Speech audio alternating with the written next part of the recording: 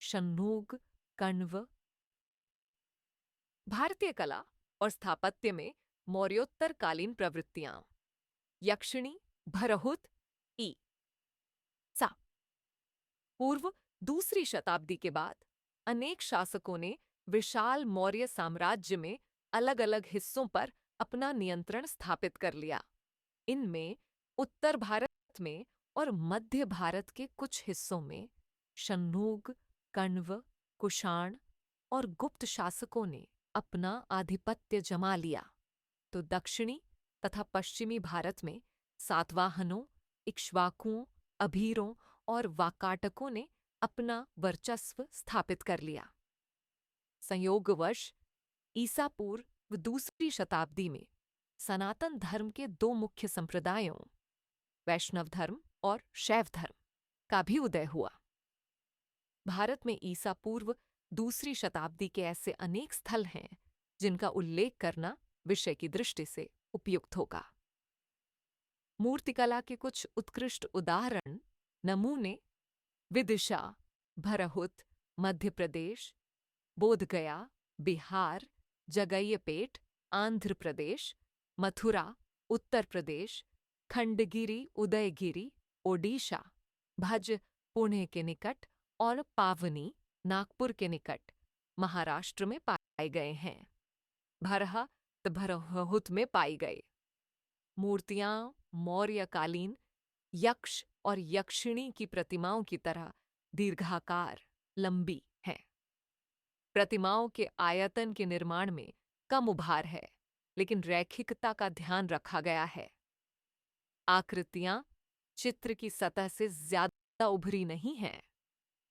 आख्यानात्मक उभार में तीन आयामों का भ्रम एक ओर झुके हुए परिप्रेक्ष्य के साथ दर्शाया गया है। आख्यान में स्पष्टत मुख्य मुख्य घटनाओं के चुनाव से बढ़ गई है।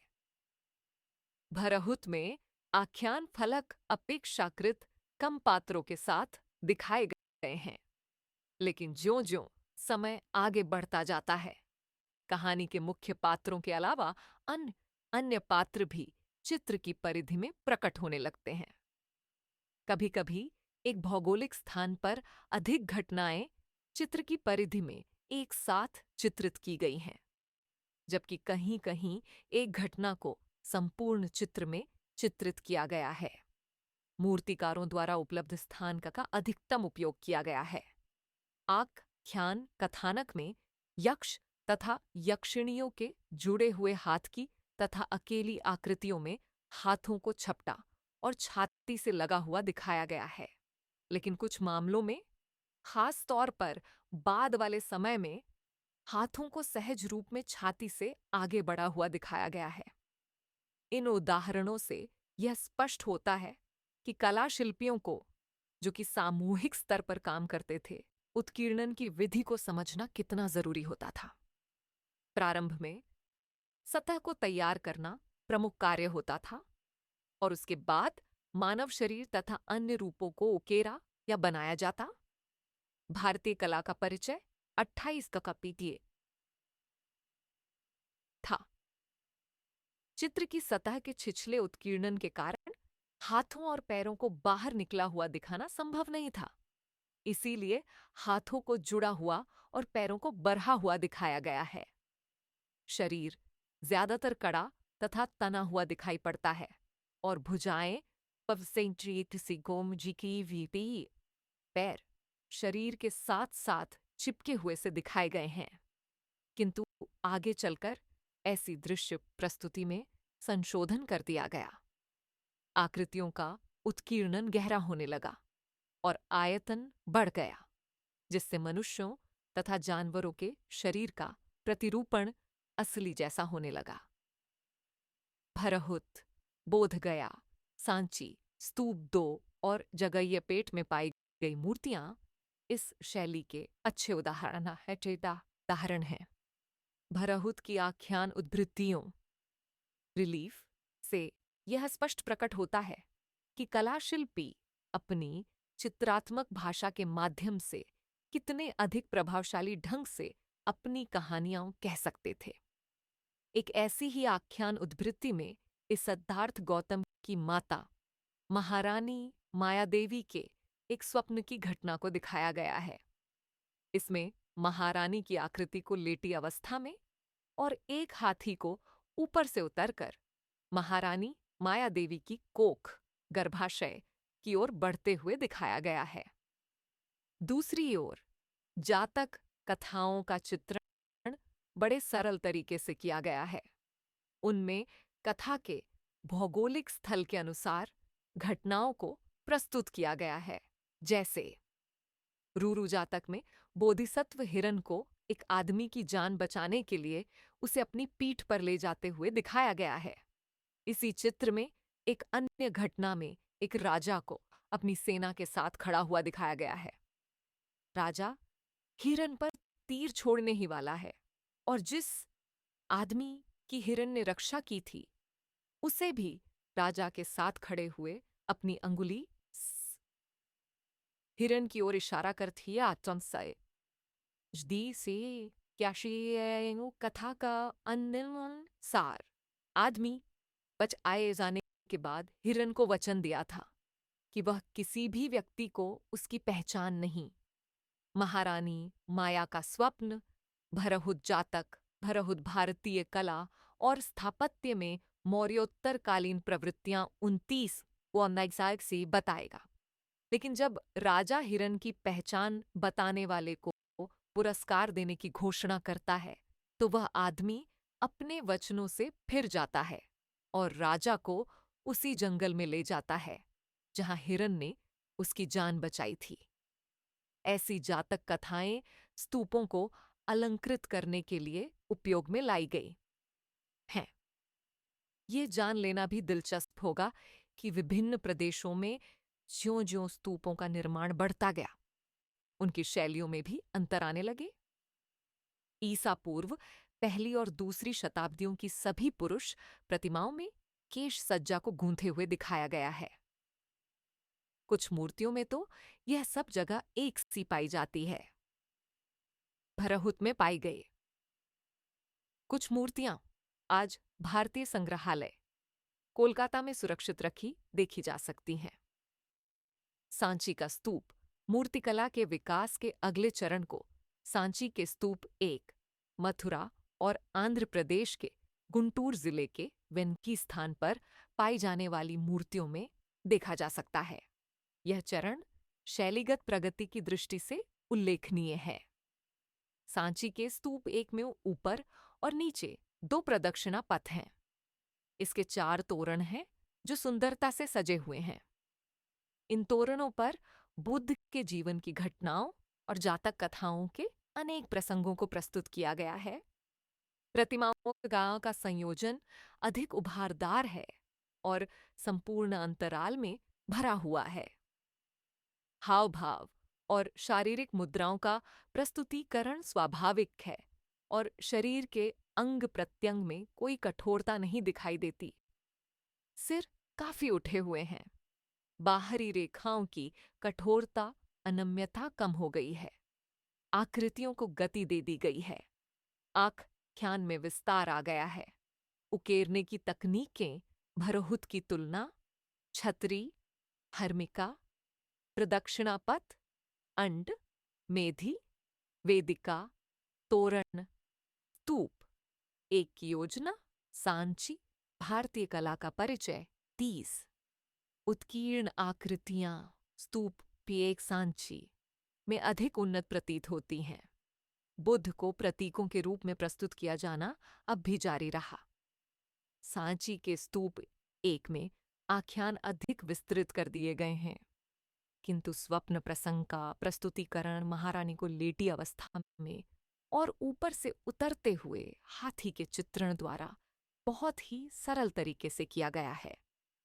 कुछ ऐतिहासिक आख्यानों जैसे कि कुशीनगर की घेराबंदी, बुद्ध का कपिलवस्तु भ्रमण, अशोक द्वारा रामग्राम स्तूप के दर्शन आदि को पर्याप्त विस्तार के साथ प्रस्तुत किया गया है। मथुरा में पाई गई इस काल की प्रतिमाओं में भी ऐसी ही विशेषताएं पाई जाती हैं। हालांकि उनके रूपाकृतिक यानी न्यंगों प्रत्यंगों के प्रस्तुतिकरण में कुछ अंतर है। मथुरा, सारनाथ एवं गांधार ईसा की पहली शताब्दी में और उसके बाद उत्तर भारत में गढ़, अब पाकिस्तान में, और मथुरा और दक्षिण भारत में वेंगी, आंध्र प्रदेश, कला उत्पादन के महत्वपूर्ण केंद्र बन गए।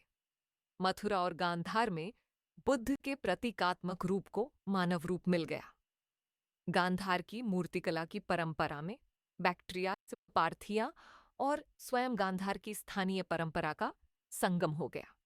मथुरा की मूर्तिकला की स्थानीय परंपरा इतनी प्रबल हो गई कि वह उत्तरी भारत के अन्य भागों में भी फैल गई। इसका सबसे बढ़िया उदाहरण है पंजाब में संघोल स्थल पर पाई गई स्तूप की मूर्तियां।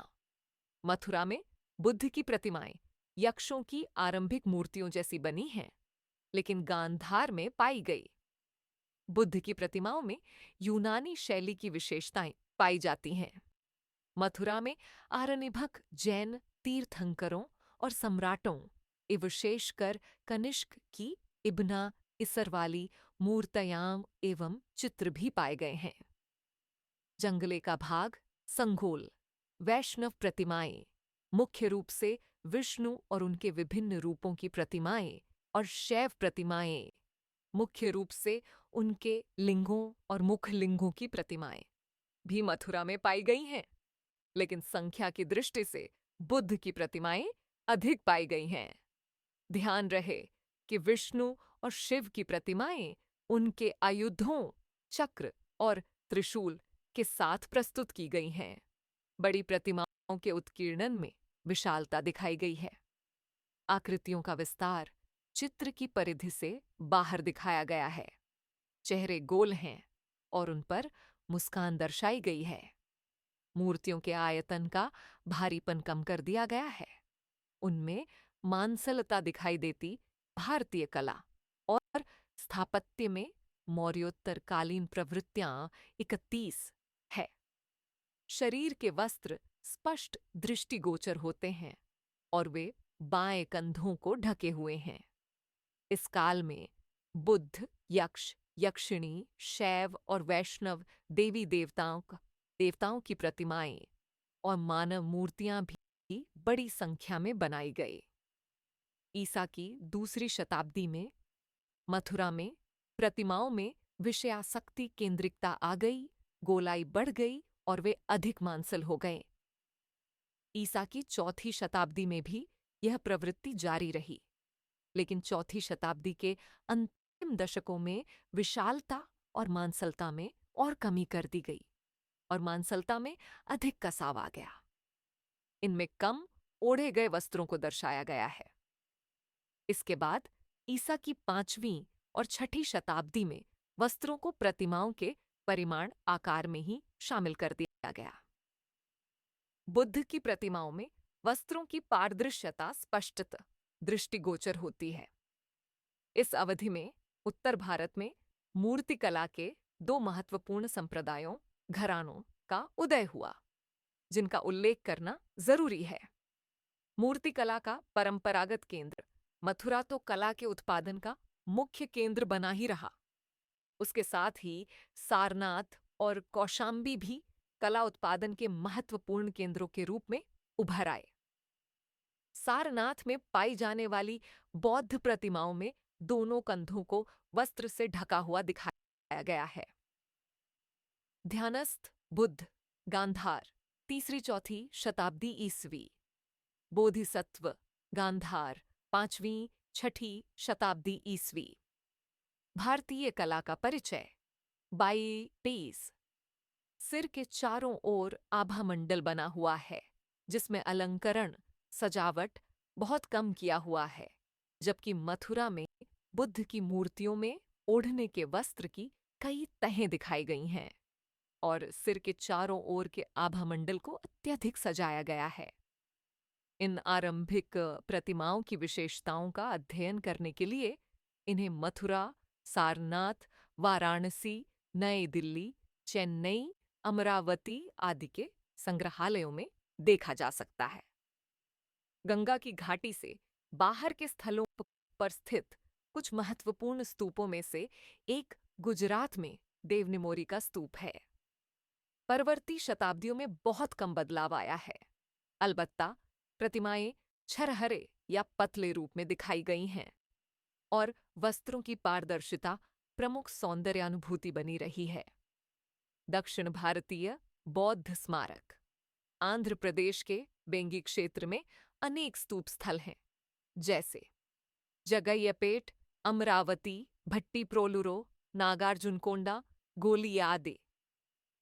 अमरावती में एक महाचैत्य है जिसमें अनेक प्रतिमाएं थीं, जो अब चेन्नई संग्रहालय, अमरावती स्थल के संग्रहालय, नई दिल्ली के राष्ट्रीय संग्रहालय और लंदन के ब्रिटिश म्यूजियम में सुरक्षित रखी हुई हैं। सांची के स्तूप की तरह अमरावती के स्तूप में भी प्रदक्षिणा पथ है, जो वेदिका से ढका हुआ है। एरवा वेदिका के बराबर अनेक आख्यानात्मक प्रतिमाएं निरूपित की गई हैं। गुंबदी स्तूप का ढांचा, संरचना उभारदार स्तूप प्रतिमाओं के चौकों से ढका हुआ है। यह उसकी खास विशेषता है। अमरावती स्तूप का तोरण समय की मार को नहीं झेल सका और गायब हो गया है। बुद्ध के जीवन की घटनाएं और जातक कथाओं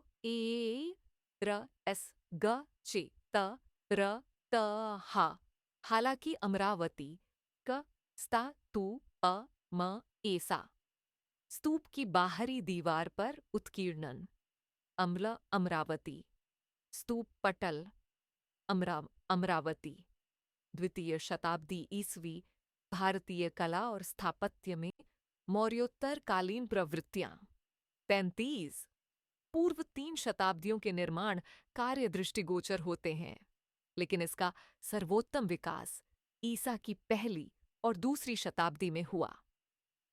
सांची की तरह इस स्तूप में भी पहले चरण में बुद्ध की प्रतिमाएं ढोल के चौकों और कई अन्य स्थानों पर उकेरी गई हैं।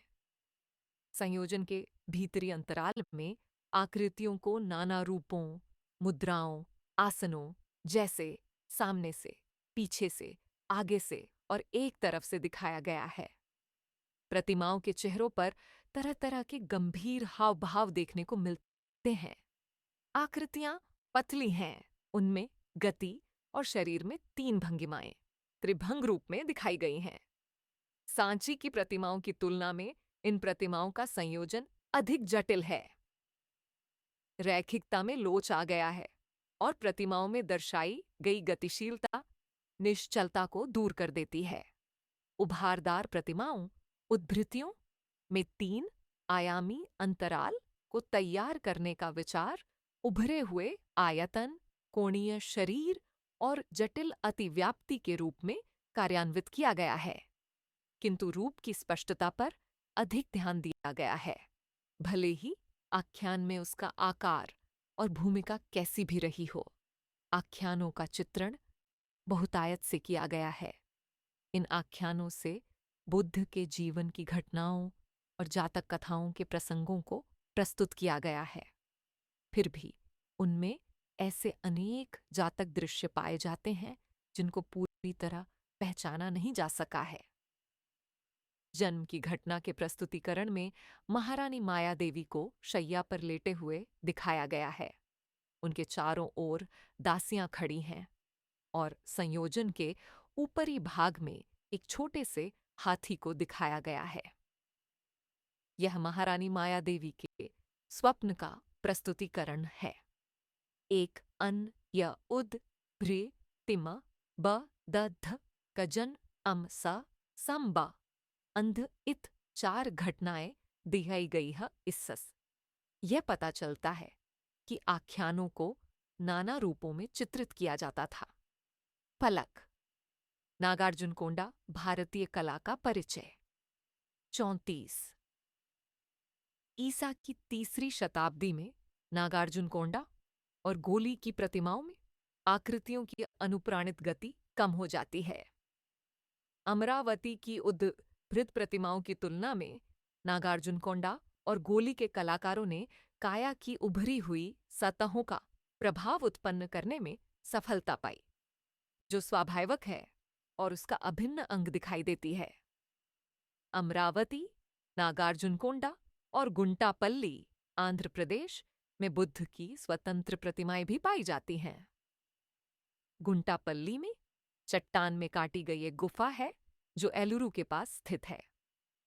यहाँ छोटे गजपृष्ठीय, बहुकोणीय तथा वृत्ताकार चैत्य कक्ष ईसा पूर्व दूसरी शताब्दी में खोदकर बनाए गए थे।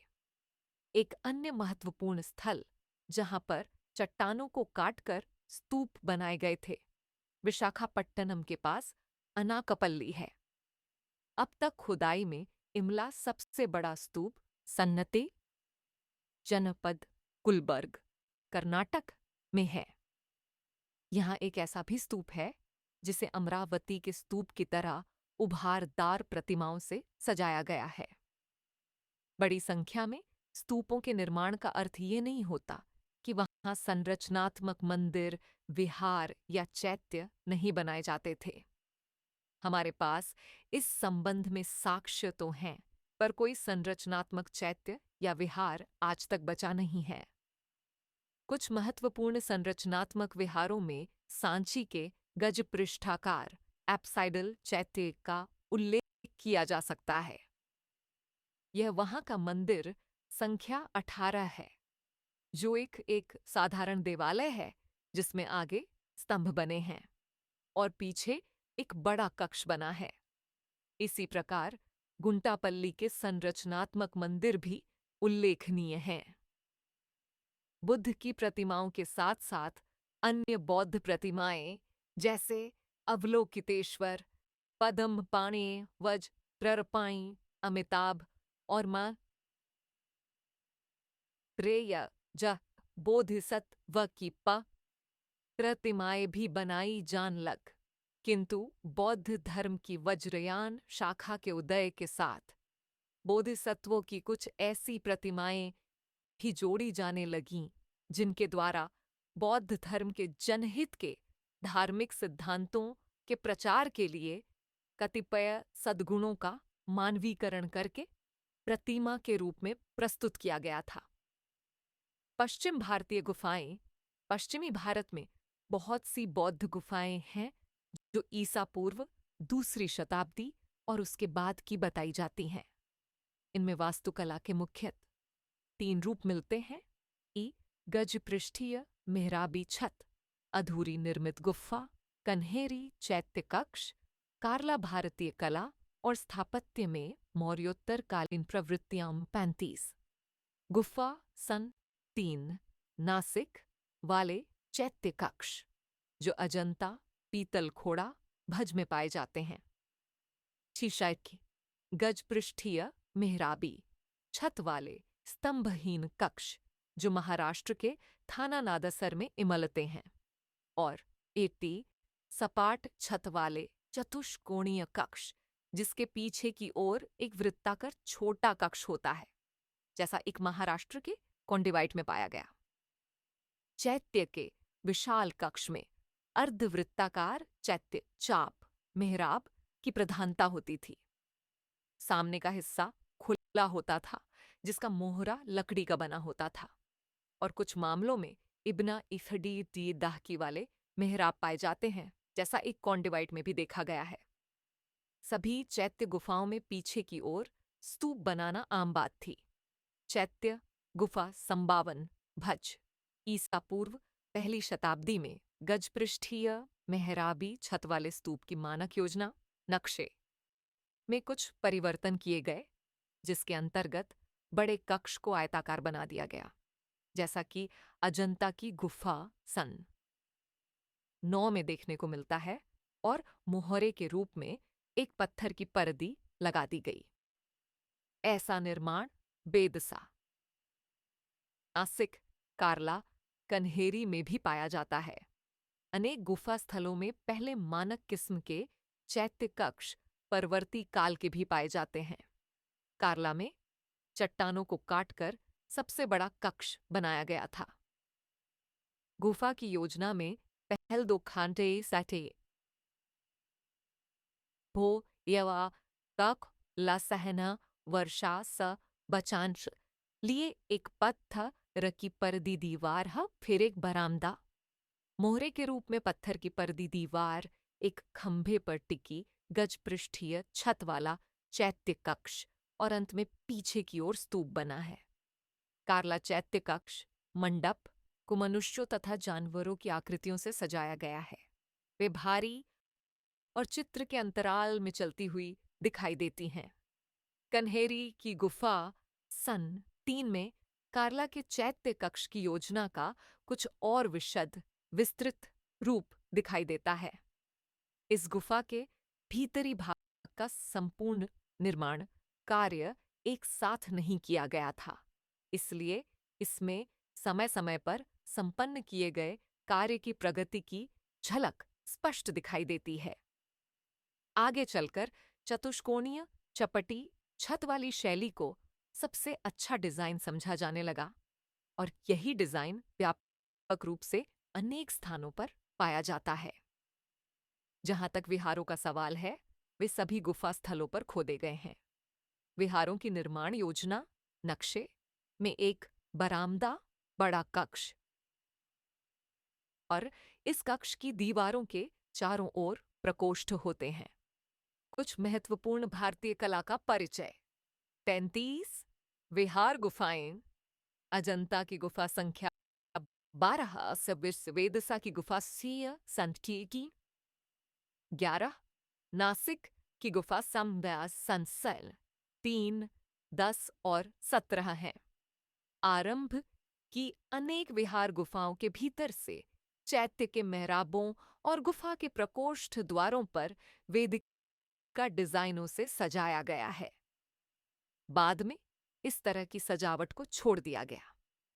नासिक की गुफा सन 3, 10 और 17 में मोहरे की डिजाइन में एक अलग उपलब्धि हुई। नासिक की विहार गुफाओं में सामने के स्तंभों के घट आधार और घट शीर्ष पर मानव आकृतियां उकेरी गई हैं। ऐसी ही एक अन्य गुफा झुन्नार महाराष्ट्र में भी खोदी हुई है, जो आम जनता में गणेश लेनी के नाम से प्रसिद्ध है, क्योंकि इसमें गणेश जी की प्रतिमा स्थापित की हुई है। आगे चलकर इस विहार के कक्ष के पीछे एक स्तूप भी जोड़ दिया गया, जिससे यह एक चैत्य विहार हो गया। ईसा की 4वीं और 5वीं शताब्दी के स्तूपों में बुद्ध की प्रतिमाएं संलग्न की गई हैं। झुन्नार महाराष्ट्र में खुदी हुई गुफाओं का सबसे बड़ा समूह है। नगर की पहाड़ियों के चारों ओर 200 से भी ज्यादा गुफाएं खुदी हुई हैं, जबकि मुंबई के पास कन्हेरी में ऐसी 108 गुफाएं हैं। गुफा स्थलों में सबसे महत्वपूर्ण स्थल हैं अजंता, पीतलखोड़ा, एलोरा, नासिक, भज, झुन्नार, कार्ला, कन्हेरी गुफाएं। अजंता, एलोरा और कन्हेरी आज भी फल फूल रही हैं। अजंता सबसे प्रसिद्ध गुफा स्थल अजंता है। यह महाराष्ट्र राज्य के औरंगाबाद जिले में स्थित है और वहां भुसावल, जलगांव और औरंगाबाद के रास्ते पहुंचा जा सकता है। अजंता में कुल 26 गुफाकेत हैं। इनमें से 4 गुफा नए चैत्य गुफा का कित है, जिनका समय प्रारंभिक चरण यानी ईसा सर तसरी और पहली शताब्द ग फा 10वीं और 9वीं और परवर चरण यानी ईसा की 5वीं शताब्दी गुफा सन 19 व 26 है। इसमें बड़े बड़े चैत्य विहार हैं और ये प्रतिमाओं तथा चित्रों से अलंकृत हैं। अजंता ही एक ऐसा उदाहरण है जहां ईसा पूर्व पहली शताब्दी और ईसा की 5वीं शताब्दी के चित्र पाए जाते हैं। अजंता और पश्चिमी दक्कन की गुफाओं के काल के बारे में निश्चित रूप से कुछ नहीं कहा जा सकता, क्योंकि उनके शिलालेखों में काल तिथि का उल्लेख नहीं मिलता। अजंता की गुफाओं का विहंगम दृश्य भारतीय कला और स्थापत्य में मौर्योत्तर कालीन प्रवृत्तियां 43, गुफा संख्या 2 के बरामदे में उत्कीर्णित मूर्ति फलक अजंता, बुद्ध, यशोधरा एवं राहुल का चित्र।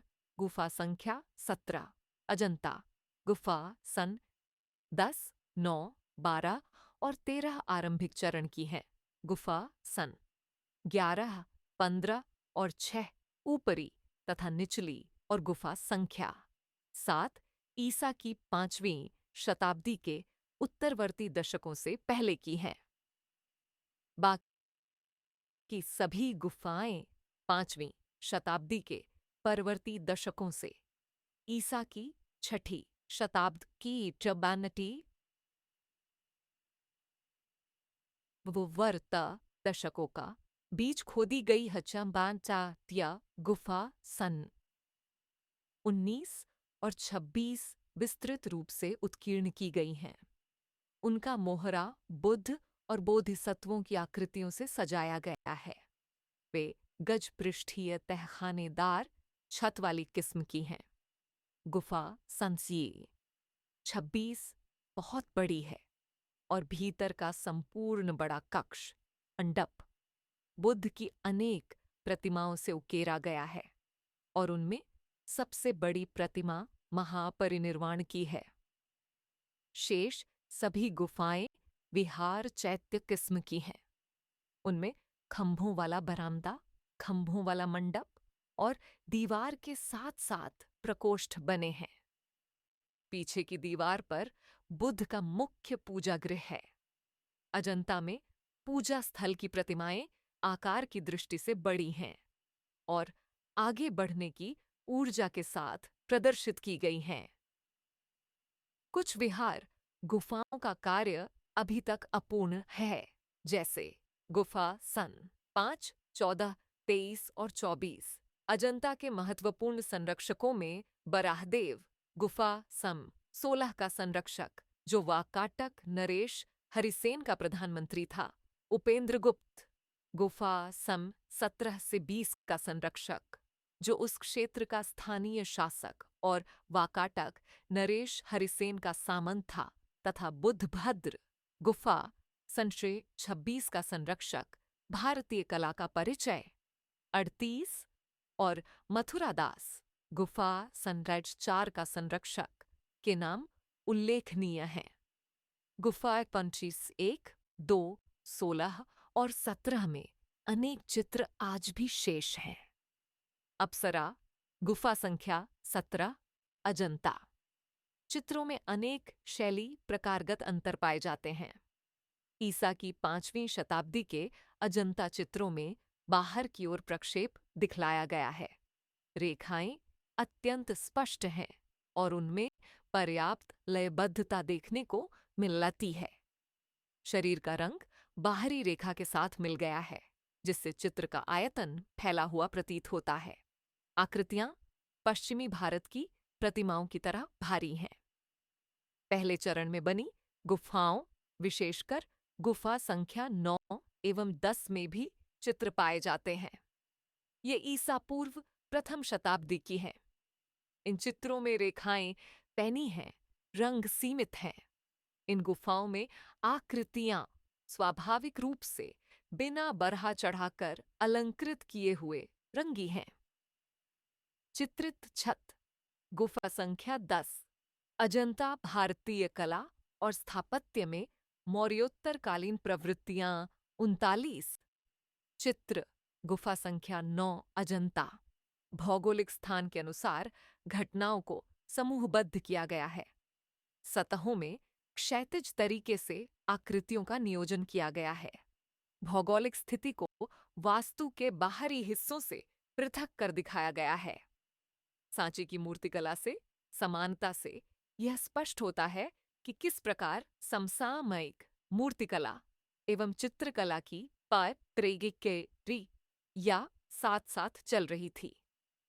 पगड़ की आग की गांठटाई उसी प्रकार से आकृतियों में दिखाई गई है जिस प्रकार मूर्तियों में दिखाई गई है, तथापि पगडंडियों के कुछ अलग प्रकार भी चित्रित हैं। महाजनक जातक फलक का हिस्सा गुफा संख्या 1 अजंता। दूसरे चरण के चित्रों का अध्ययन गुफा संख्या 10 तथा 9 की दीवारों व स्तंभ पर बने चित्रों से किया जा सकता है। बुद्ध की ये आकृतियां 5वीं शताब्दी ईस्वी के चित्रों से भिन्न हैं। चित्रकला के क्षेत्र में इस प्रकार की गतिविधियों को धार्मिक आवश्यकताओं के आधार पर समझा जाना चाहिए। गुफाओं का निर्माण एवं चित्रकला की गतिविधियां साथ साथ एक ही समय में हुई थीं। अगले चरण के चित्र मुख्यतः गुफा संख्या 16, 17, 1 और 2 में देखे जा सकते हैं। इसका यह अर्थ नहीं है कि अन्य गुफाओं में चित्र निर्माण नहीं हुआ। वस्तुत प्रत्येक खोदी गई गुफा में चित्र बनाए गए, परंतु उनमें से कुछ ही शेष रह गए। इन गुफा चित्रों में प्रतीकात्मक वर्गीकरण पाया जाता है। यह भी देखा गया है कि इन चित्रों में त्वचा के लिए विभिन्न रंगों जैसे भूरा, पीलापन लिए हुए भूरा, हरित, पीले आदि का प्रयोग किया गया है, जो भिन्न प्रकार की जनसंख्या का प्रतिनिधित्व करता है। गुफा संख्या 16 और 17 के चित्रों में सटीक और शालीन रंगात्मक भारतीय कला का परिचय 40 गुणों का प्रयोग हुआ है। इनमें गुफा की मूर्तियों के समान भारीपन नहीं है। आकृतियों के घुमाव लयात्मक हैं। भूरे रंग की मोटी रेखाओं से उभार प्रदर्शित किया गया है। रेखाएं जोरदार और शक्तिशाली हैं। आकृति संयोजनों में विशिष्ट चमक देने का प्रयास किया गया है। गुफा संख्या 1 एवं 2 के चित्र सलीके से बने हुए एवं स्वाभाविक हैं, जो गुफा की मूर्तियों से सामंजस्य रखते हैं।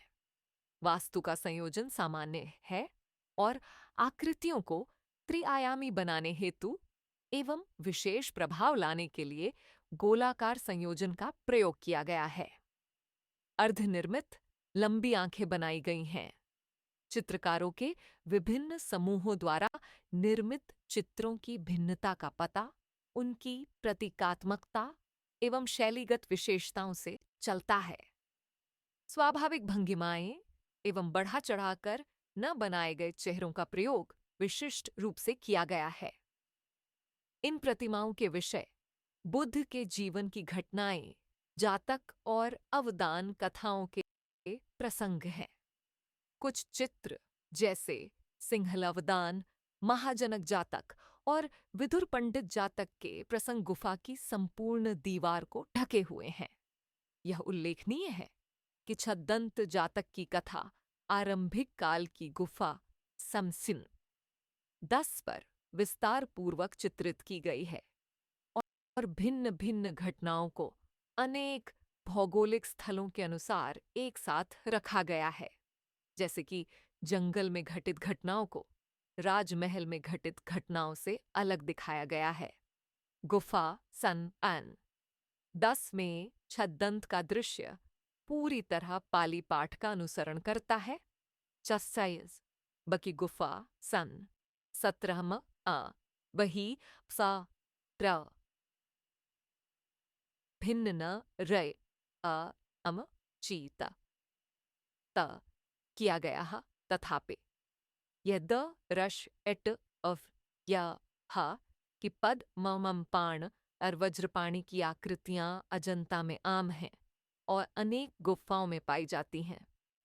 बैठे हुए बुद्ध, चैत्य कक्ष, प्रांगण, कैलाश मंदिर, गुफा संख्या 16 एलोरा, गुफा संख्या 10 एलोरा भारतीय कला और स्थापत्य में मौर्योत्तरकालीन प्रवृत्तियां 41, लेकिन वे गुफा संप्रदाय एक में सर्वोत्तम रीति से सुरक्षित हैं।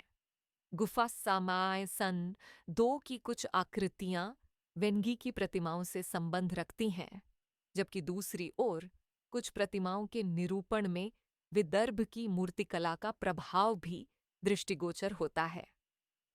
एलोरा औरंगाबाद जिले में एक अन्य महत्वपूर्ण गुफा स्थल है एलोरा। यह अजंता से 100 किलोमीटर की दूरी पर स्थित है और यहाँ बौद्ध, ब्राह्मण व जैन तीनों तरह की 34 गुफाएं हैं।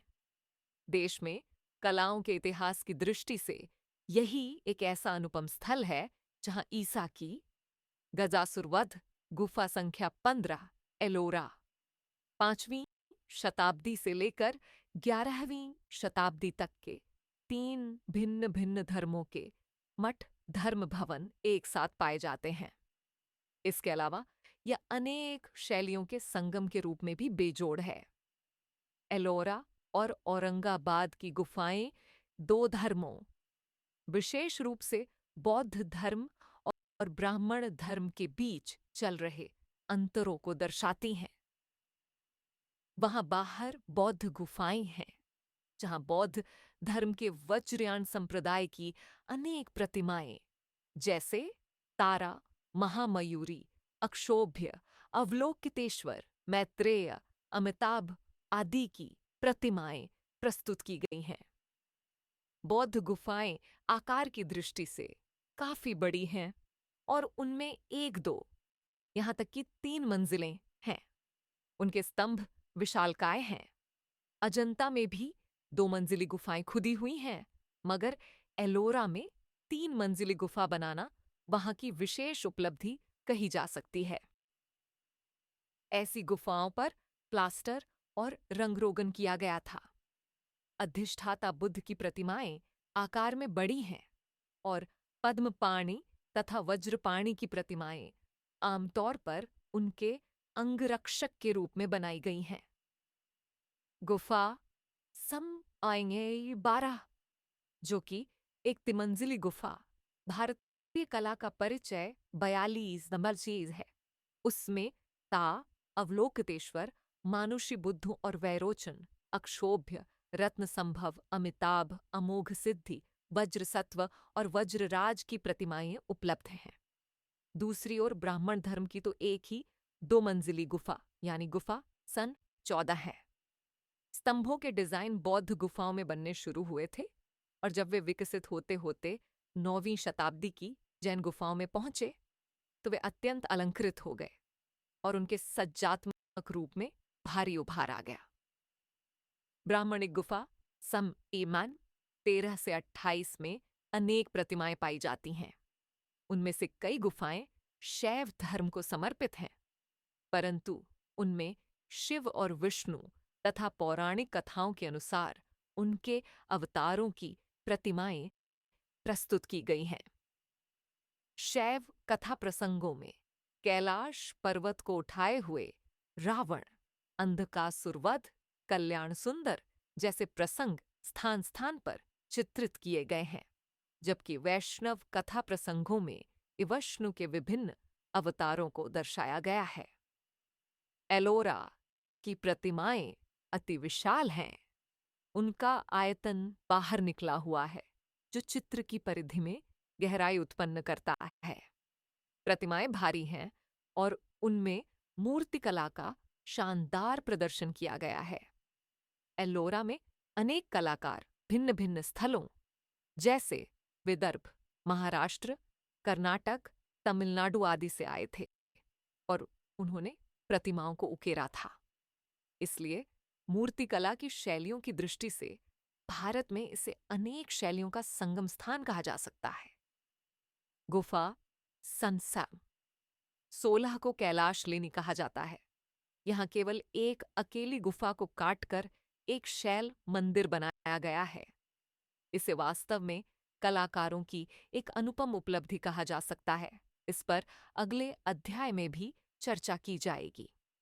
महत्वपूर्ण शैव गुफाओं में कीरा, फकेसा स 29 और 21 उल्लेखनीय अबैनागिट्या पगबा स 29 की योजना मय खाच या रिजा बेल एलिफ्टा जाद्य सी ही है।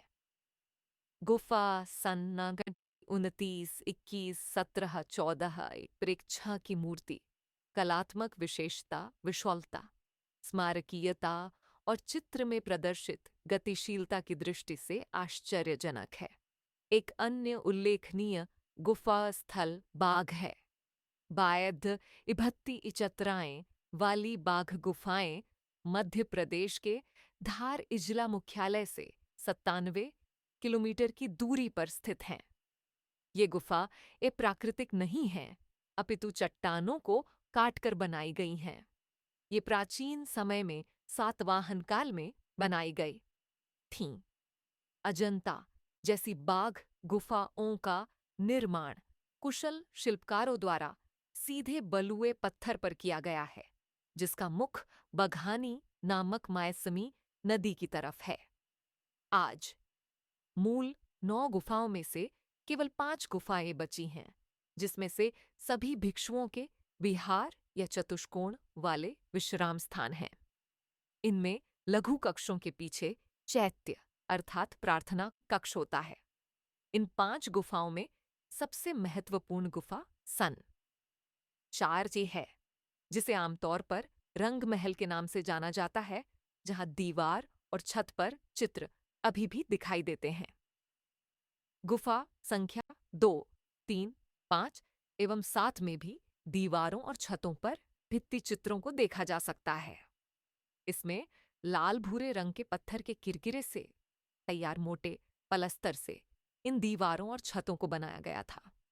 इनमें सबसे सुंदर चित्रों में से कुछ गुफा संख्या 4 के बरामदे की दीवारों पर हैं। भारतीय शास्त्रीय कला को और अधिक हानि न हो, इसलिए 1982 में इन चित्रों को ग्वालियर के पुरातात्विक संग्रहालय में पुनः स्थापित किया गया, जिन्हें वहां देखा जा सकता है। भारतीय कला और स्थापत्य में मौर्योत्तर कालीन प्रवृत्तियां 43 एलिफेंटा गुफा द्वार एलिफेंटा एवं अन्य स्थल मुंबई के पास स्थित एलिफेंटा गुफाएं शैव धर्म से संबंधित हैं। ये गुफाएं एलोरा की समकालीन हैं और इनकी प्रतिमाओं में शरीर का पतलापन नितांत गहरे और हल्के प्रभावों के साथ दृष्टिगोचर होता है। चट ट नोआ काटी गई गवांदी चुतिली ओकी पर परादक कन्म जारी रही।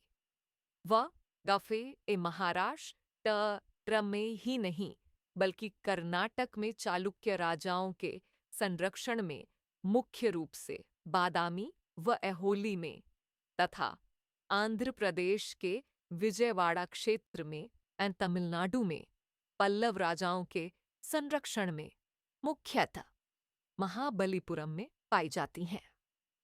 देश में ईसा की 6ठी शताब्दी के बाद कला इतिहास का विकास राजनीतिक स्तर पर अधिक हुआ, जबकि इससे पहले के ऐतिहासिक कालों में वह जनता के सामूहिक संरक्षण में अधिक फला फूला था। यहाँ मिट्टी की छोटी छोटी आकृतियों का उल्लेख कर देना भी समीचीन होगा, जो देश भर में स्थान स्थान पर पाई गई हैं। उनसे यह प्रकट होता है कि पत्थर की धार्मिक मूर्तिकला की परंपरा के साथ साथ समानांतर रूप से स्वतंत्र स्थानीय परंपरा भी चलती रही थी। पक्की मिट्टी की अनेक प्रतिमाएं भिन्न भिन्न छोटे बड़े आकारों में सर्वत्र पाई गई हैं, जिससे उनकी लोकप्रियता का पता चलता है। उनमें से कुछ खिलौने हैं, कुछ छोटी छोटी धार्मिक आकृतियां हैं और कुछ विश्वास के आधार पर कष्टों तथा पीड़ाओं के निवारण के लिए बनाई गई लघु मूर्तियां हैं। पूर्वी भारत की गुफा परंपरा पश्चिमी भारत के समान पूर्वी भारत में भी विशेषकर आंध्र प्रदेश और ओडिशा के तटीय क्षेत्रों में बौद्ध गुफाओं का निर्माण हुआ। आंध्र प्रदेश में एलुरु जिले में स्थित गुंटापल्ली इनमें से एक प्रमुख स्थल है। मठों की संरचना के साथ पहाड़ों में गुफाओं का निर्माण हुआ। भारतीय कला का परिचय 44 उदयगिरी खंडगिरी गुफा भुवनेश्वर के समीप है। संभवतः यह एक ऐसा विशेष स्थल है जहां स्तूप, विहार एवं गुफाओं का एक स्थान पर निर्माण हुआ है। गुंटापल्ली के चैत्य की गुफा गोलाकार है एवं प्रवेश द्वार चैत्य के रूप में बना है। पश्चिमी भारत की अन्य गुफाओं की तुलना में ये गुफाएं छोटी हैं। इवाहार गुफाओं का निर्माण अधिक संख्या में हुआ है। अधिक छोटी होने के बावजूद मुख्य इवाहार गुफाएं बाहर से चैत्य तोरणों से सजी हैं। ये गुफाएं आयताकार हैं, जिनकी छतें मेहराबदार हैं, जो बिना बढ़कक शिकासा क्या एक यानी मंजिली या दो मंजिली चिली हिखा इनका निर्माण ईसा स्व व द सरी शताब्दी में हुआ था। इसके बाद के काल में कुछ व्यवहार गुफाओं का निर्माण हुआ। गुंटापल्ली के अतिरिक्त रामपरेम्पल्लम एक अन्य महत्वपूर्ण स्थल है, जहां पहाड़ी के ऊपर चट्टान, बरामदा, उदयगिरी खंडगिरी भारतीय कला और स्थापत्य में मौर्योत्तर कालीन प्रवृत्तियां 45 को काटकर एक छोटे स्तूप का निर्माण हुआ है। विशाखापट्टनम, आंध्र प्रदेश के समीप अनकापल्ली में गुफाओं का निर्माण हुआ और चौथी 5वीं शताब्दी ईस्वी में पहाड़ी के ऊपर चट्टानें काटकर एक बड़ा सा स्तूप बनाया गया। यह एक ऐसा विशिष्ट स्थल है जहां चट्टान काटकर देश के सबसे बड़े स्तूप का निर्माण हुआ। इस पहाड़ी के चारों ओर पूजा करने के लिए अनेक स्तूपों का निर्माण किया गया। ओडिशा में भी चट्टान काटकर गुफा बनाने की परंपरा रही।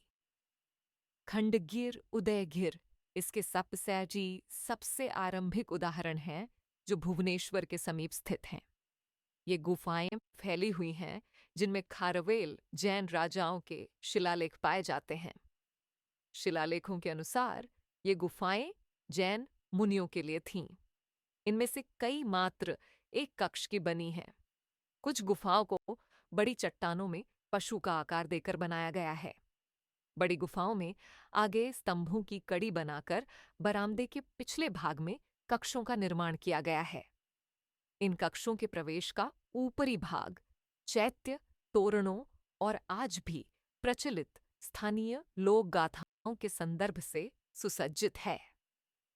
अभ्यास 1 सांची के स्तूप संख्या 1 की भौतिक एवं सौंदर्य विशिष्टताओं का वर्णन करें।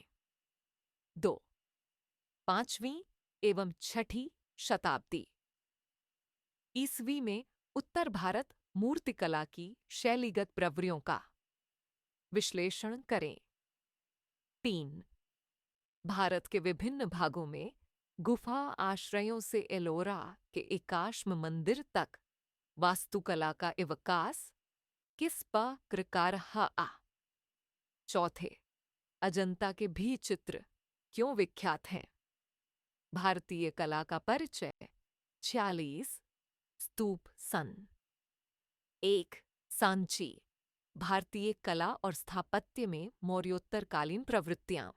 47 भोपाल मध्य प्रदेश से लगभग 50 किलोमीटर की दूरी पर स्थित सांची यूनेस्को द्वारा घोषित एक विश्व स्तूप संख्या, जो नक्काशी के लिए प्रसिद्ध है, स्तूप वास्तुकला का एक उत्कृष्ट उदाहरण है। अपने मूल धरोहर विरासत स्थल है। यहाँ अनेक छोटे बड्डी डीधे स्तूप हैं, जिनमें से 3 मुख्य हैं, अर्थात स्तूप सन 1, स्तूप सन 2 और स्तूप सन 3। ऐसा माना जाता है कि स्तूप सन 1 में बुद्ध के अवशेष हैं, स्तूप सन 2 में उनसे कम प्रसिद्ध उन 10 अरहतों के अवशेष हैं, जो 3 अलग अलग पीढ़ियों के थे। उनके नाम उनकी अवशेष पेटिकाओं पर लिखे हुए हैं और स्तूप सन 3 में सारिपुत्त और महामौगलायन के अवशेष रखे हैं। रूप में यह स्तूप एक रिंटों का छोटा ढांचा था, जो आगे चलकर बड़े रिद्धा बना दिया गया और पत्थर, वेदिका और तोरण द्वार से सुसज्जित कर दिया गया। अशोक सिंह शीर्ष स्तंभ एक शिलालेख के साथ इस स्तूप के दक्षिण की ओर पाया जाता है, जिससे पता चलता है कि सांची में मठीय एवं कलात्मक क्रियाकलाप केंद्र के रूप में गतिविधि कैसे प्रारंभ हुई। सबसे पहले दक्षिण की ओर प्रवेश द्वार बनाया गया, उसके बाद अन्य द्वार बने। स्तूप के चारों ओर प्रदक्षिणा पथ भी है। ऐसा प्रदक्षिणा पथ इसी स्थल पर पाया जाता है और कहीं नहीं। स्तूप के चारों द्वार स्वयं बुद्ध के जीवन की विभिन्न घटनाओं और महत्वपूर्ण घटना स्थलों पर अशोक के जाने के बारे में ऐतिहासिक आख्यानों से संबंधित दृश्यों से पूरी तरह सजे हुए हैं। बुद्ध को प्रतीकात्मक रूप से खाली सिंहासन, पद, छत्र, स्तूप आदि के साथ दिखाया गया है।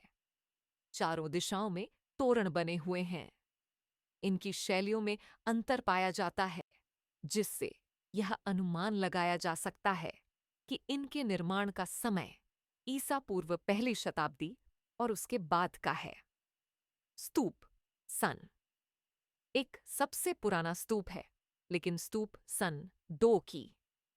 वेदिका पर जो आकृतियां उकेरी गई हैं, वे स्तूप सन 1.5 से पहले की हैं। जातक इन आख्यानों के महत्वपूर्ण अंग हैं।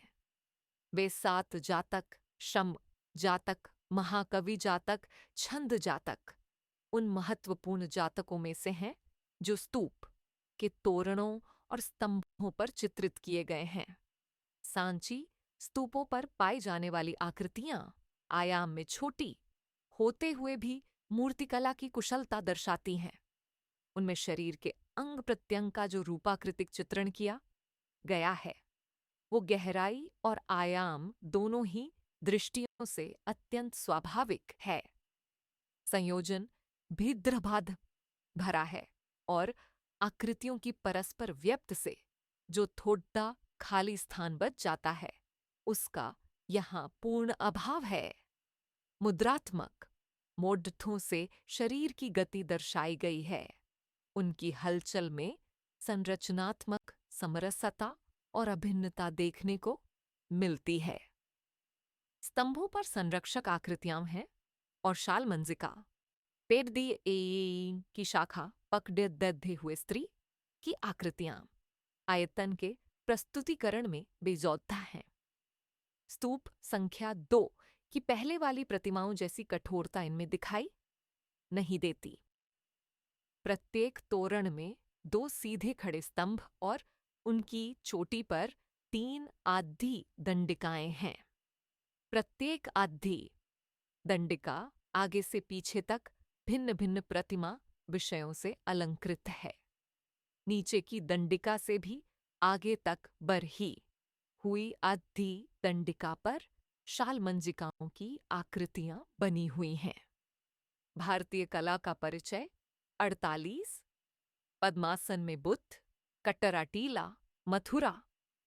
भारतीय कला और स्थापत्य में मौर्योत्तरकालीन प्रवृत्तियां 49, आरंभिक ऐतिहासिक काल में मथुरा मूर्ति उत्पादन का एक विशाल केंद्र था और वहां से कई मूर्तियां मिली हैं। कुषाण काल तक की जो पुरानी मूर्तियां मिली हैं, उनमें मथुरा से मिली मूर्तियों की संख्या भी काफी अधिक है।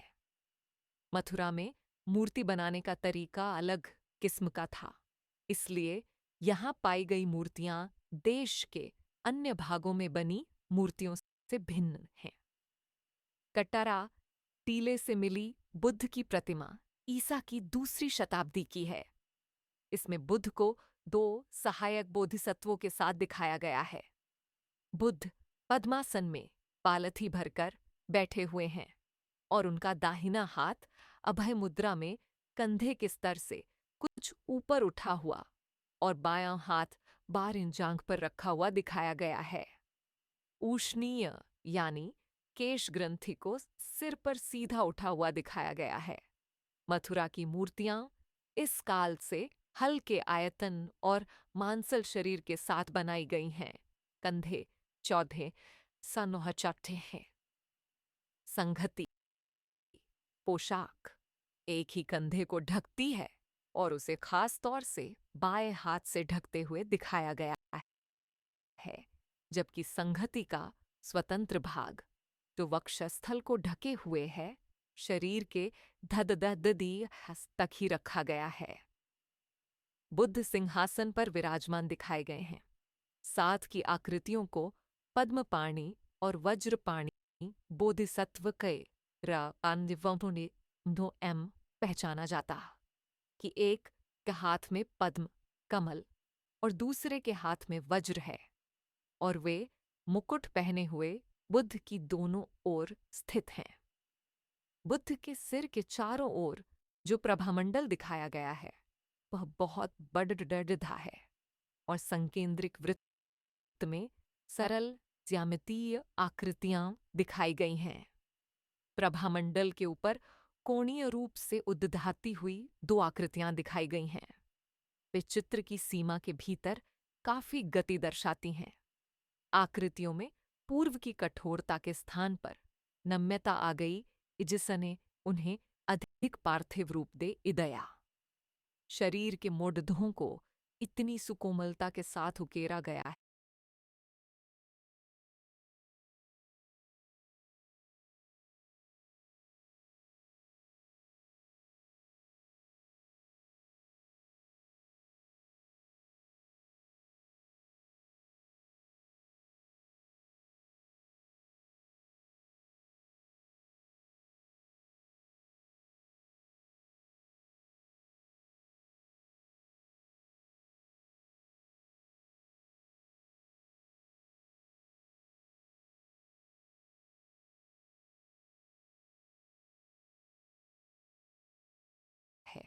कि मानो वह नारी आकृति हो।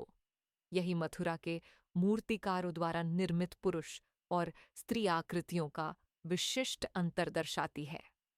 पद्मासन लगाकर सीधे बैठे हुए बुद्ध की प्रतिमा रिक्त स्थान में गति उत्पन्न करती है। चेहरा मांसल कपोलों के साथ गोल है। पेट को कुछ आगे निकला हुआ दिखाया गया है, लेकिन वह नियंत्रित है। यह ज्ञातव्य है कि मथुरा में कुषाण काल की प्रतिमाओं के अनेक नमूने मिले हैं, परंतु यह मूर्ति परवर्ती कालों में बुद्ध की प्रतिमा के विकास को समझने की दृष्टि से बहुत महत्वपूर्ण है। भारतीय कला का परिचय 50 बुद्ध मुख की प्रतिमा तक्षशिला। भारतीय कला और स्थापत्य में मौर्योत्तरकालीन प्रवृत्तियां 51। आज के पाकिस्तान के प्राचीन गांधार क्षेत्र में स्थित तक्षशिला से प्राप्त बुद्ध की प्रतिमा ईसा की दूसरी शताब्दी के कुषाण काल की है। यह प्रतिमा गांधार काल में विकसित अनेक चित्रात्मक परिपाटियों का मिलाजुला रूप है। प्रतिमा के स्वरूप में कई यूनानी रोमन तत्व पाए जाते हैं। बुद्ध के शीर्ष में अनेक यूनानी किस्म के तत्व हैं जो समय के साथ विकसित हुए हैं। बुद्ध के घुंघराले केश घने हैं और सिर को तेज और रेखीय परत से ढके हुए हैं। मस्तक समतल है और उसमें बड़ी बड़ी पुतलियों वाली आंखें अधमीची दिखाई गई हैं। चेहरा और कपोल भारत के अन्य भागों में पाई गए प्रतिमाओं की तरह गोल नहीं है। गांधार क्षेत्र की आकृतियों में कुछ भारीपन दिखाई देता है। कान और विशेष रूप से उनके लटके हुए भाग ललरी लंबे हैं। रूप के प्रस्तुतिकरण में रैखिकता है और बाहरी रेखाएं तीखी हैं। सतह समतल है। आकृति बहुत भावाभिव्यंजक है। प्रकाश और अंधेरे के पारस्परिक प्रभाव पर पर्याप्त ध्यान दिया गया है, जिसके लिए नेत्र कोटरों को मोड़कर तलों और नाक के तलों का उपयोग किया गया है। प्रशांतता की अभिव्यक्ति आकर्षण का केंद्र बिंदु बन गई है। मामन खम डलबाडली तिरपण तरी आयमिता की स्वाभाविकता बढ़ रहा है। एकेमेनियाई, पार्थियाई और बैक्ट्रियाई परंपराओं की विभिन्न विशेषताओं का स्थानीय परंपरा के साथ सम्मिलन गांधार शैली की एक प्रमुख विशेषता है। गांधार शैली की प्रतिमाओं में यूनानी रोमन परंपरा के रूपाकृतिक लक्षण पाए जाते हैं, परंतु उनमें अंगों प्रत्यंगों का प्रस्तुतिकरण कुछ ऐसा भी है जिसे पूरी तरह यूनानी रोमन नहीं कहा जा सकता। अनेक बुद्ध तथा अन्य प्रतिमाओं के विकास के स्रोत उनकी विशिष्ट पश्चिमी एवं पूर्वी शैली में देखे जा सकते हैं। यह भी उल्लेखनीय है कि भारत का पश्चिमोत्तर भाग, जो पाकिस्तान में चला गया है, आद्य ऐतिहासिक काल से ही लगातार बसा हुआ रहा है। ऐतिहासिक काल में भी ये सदा आबाद रहा। गांधार क्षेत्र से बड़ी संख्या में मूर्तियां पाई गई हैं। ये मूर्तियां बुद्ध और बोधिसत्वों की हैं और उनमें बुद्ध के जीवन की घटनाओं तथा जातक कथाओं का प्रस्तुतिकरण किया गया है। भारतीय कला का परिचय 52 आसनस्थ बुद्ध सारनाथ। भारतीय कला और स्थापत्य में मौर्योत्तरकालीन प्रवृत्तियां 54। बुद्ध की यह प्रतिमा ईसा की 5वीं शताब्दी के उत्तरार्ध की है, जो सारनाथ से मिली थी और अब सारनाथ के स्थलीय संग्रहालय में सुरक्षित है। यह चुनार के बलुआ पत्थर से बनी हुई है। इसमें बुद्ध को पद्मासन लगाए हुए सिंहासन पर विराजमान दिखाया गया है। ये धम्म चक्र प्रवर्तन के प्रसंग का प्रतिरूपण है, जैसा कि सिंहासन पर बैठी हुई अन्य आकृतियों में देखा जा सकता है। बीच में एक छात्र और 2 हिरण मानव आकृतियों के साथ दिखाए गए हैं। इस प्रकार इस ऐतिहासिक घटना को प्रस्तुत किया गया है। बुद्ध की यह प्रतिमा सारनाथ शैली की प्रतिमाओं का एक उत्तम उदाहरण है। शरीर पतला और संतुलित है, लेकिन कुछ लंबा दिखाया गया है। बाह्य रेखाएं सुकोमल और अत्यंत लयबद्ध हैं, बद्ध हैं। चित्र के स्थान में दृश्य संतुलन बनाने के लिए मुड़ी हुई टांगों को सीधा दिखाया गया है। अंगवस्त्र शरीर से लिपटा हुआ है और एकीकृत आयतन का प्रभाव उत्पन्न करने के लिए पारदर्शी है। चेहरा गोल है, आंखें आधी मिची हैं, नीचे का होंठ आगे बढ़ा हुआ है। कुषाण काल की मथुरा से प्राप्त पहले वाली प्रतिमाओं की तुलना में कपोलों की गोलाई कम हो गई है। हाथ धम्मचक्र प्रवर्तन की मुद्रा में छाती से नीचे रखे दिखाए गए हैं। गर्दन कुछ लंबी है। इस पर 2 कटी रेखाएं हैं जो बलन मोड़ की सूचक हैं।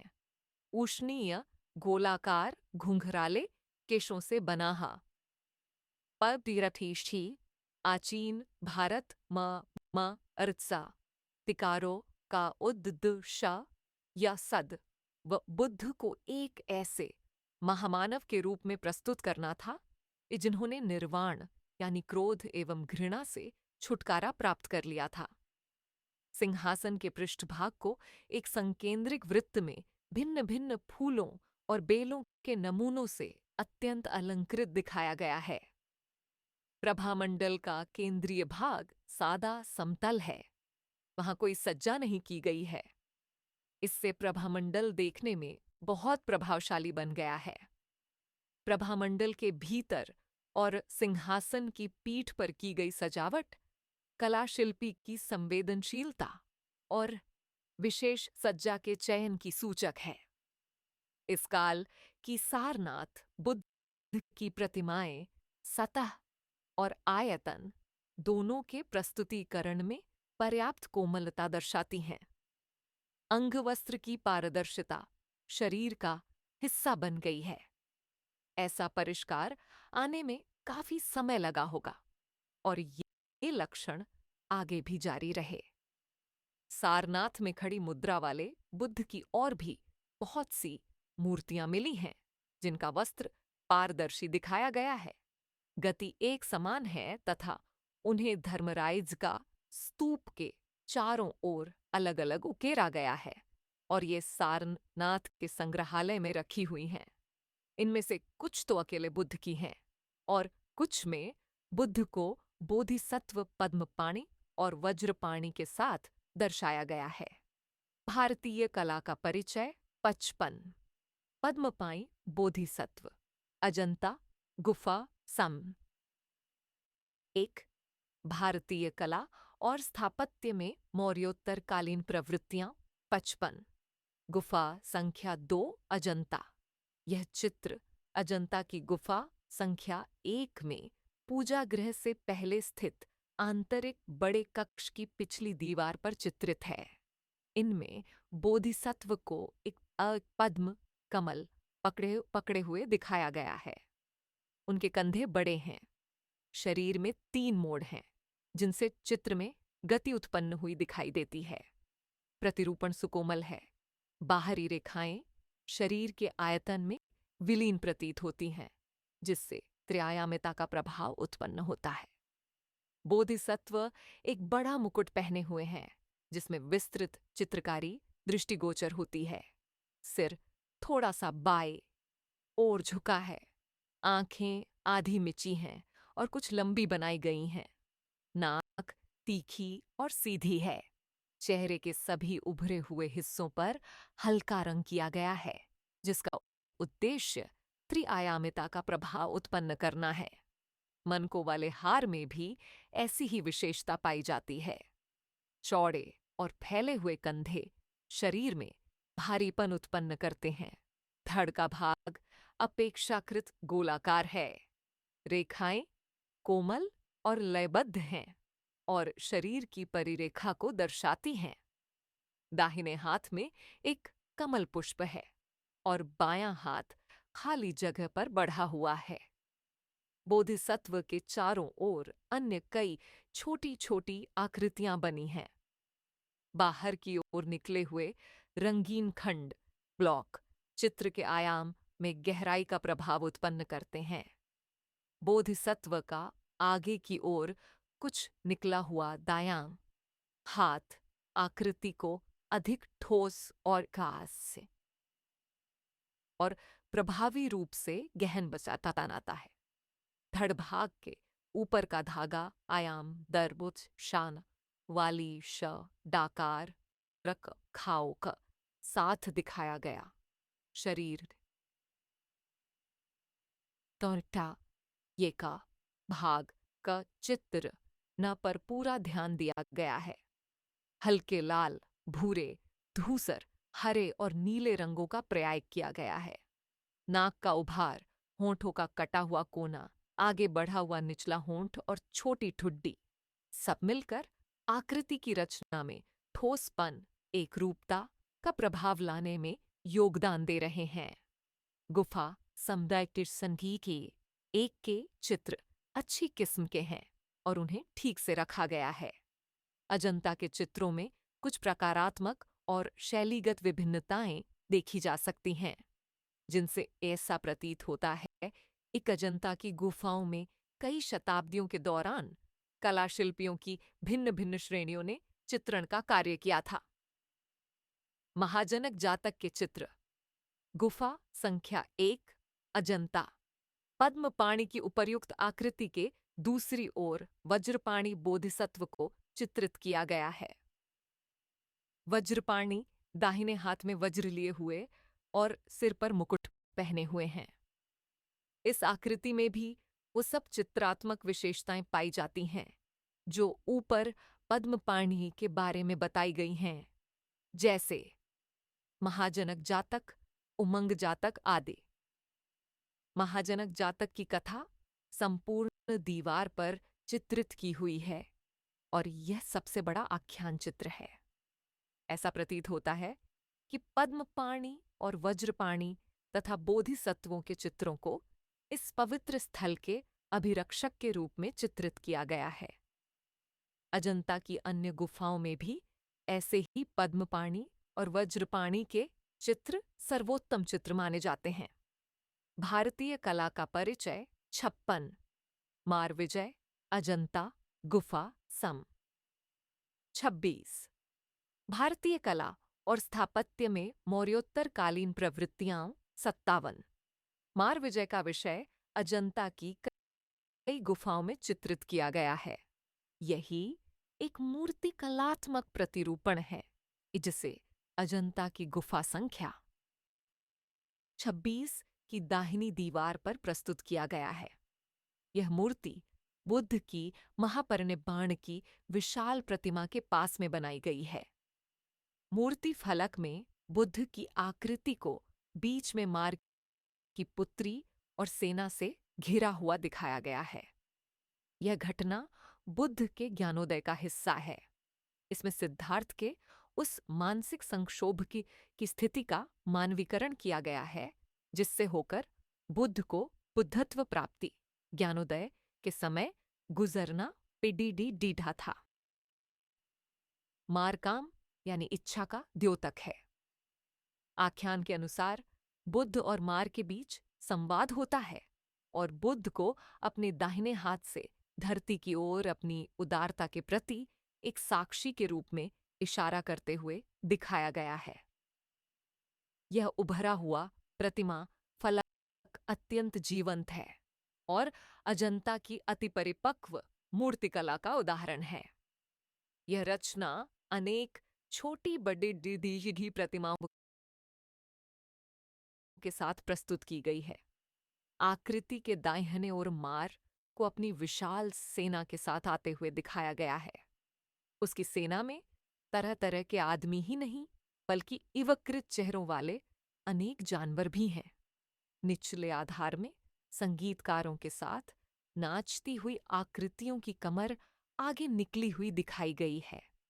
एक नाचती हुई आकृति ने अपने हाथों को नृत्य की दर्म आग बढ़ रखा। बाई ओर निचल सिर पर मार की प्रतिमा को यह सोचता दिखाया गया है कि सिद्धार्थ बुद्ध को कैसे विचलित किया जाए। फलक के आधे हिस्से में मार की सेना को बुद्ध की ओर बढ़ते हुए दिखाया गया है, जबकि फलक के निचले आधे हिस्से में मार की सेना को बुद्ध की आराधना करके वापस लौटते हुए दिखाया गया है। बीच में बुद्ध पद्मासन लगाकर विराजमान हैं और उनके पीछे एक घनी पत्तियों वाला वृक्ष दिखाया गया है। मार के सैनिकों के चेहरे की कुछ विशेषताएं विदर्भ शैली की प्रतिमाओं की विशेषताओं से मिलती जुलती हैं। अजंता की गुफाओं में कला शिल्पियों की भिन्न भिन्न श्रेणियों ने काम किया था, इसलिए वहां की शैलीगत विशेषताओं के अवलोकन से यह अनुमान लगाया जा सकता है एक अमुक प्रतिमा अमुक शैली के शिल्पियों द्वारा बनाई गई होगी। हालांकि अजंता की गुफाओं में और भी कई बड़े डिधी प्रतिमाएं हैं जो खासतौर पर पूजा कक्ष में और अग्रभाग की दीवारों पर हैं, परंतु प्रतिमाओं का ऐसा जटिल विन्यास बेजौत है। दूसरी ओर चित्रित फलकों में भी अनेक विन्यास में ऐसी ही जटिलताएं देखने को मिलती हैं। एक फलक में नाचती हुई आकृतियों का ऐसा ही विन्यास औरंगाबाद की गुफाओं में भी देखा जा सकता है। भारतीय कला का परिचय 58 एलिफेंटा की महेश मूर्ति। भारतीय कला और स्थापत्य में मौर्योत्तरकालीन प्रवृत्तियां 59। एलिफेंटा की महेश मूर्ति ईसा की 6ठी शताब्दी के प्रारंभिक काल में बनाई गई थी। यह गुफा के मुख्य देवालय में स्थापित है। पश्चिमी दक्कन की मूर्तिकला की परंपरा शैलकृत गुफाओं में मूर्ति निर्माण की गुणात्मक उपलब्धि का एक उत्तम उदाहरण है। यह मूर्ति आकार में काफी बेडीडी है। इसका बीच का सिर शिव की मुख्य मूर्ति है और दोनों ओर के दृश्यमान सिर भैरव और उमा के हैं। बीच का चेहरा शिव का अधिक उभरा हुआ और गोल है, होंठ मोटे हैं और पलकें भारी हैं।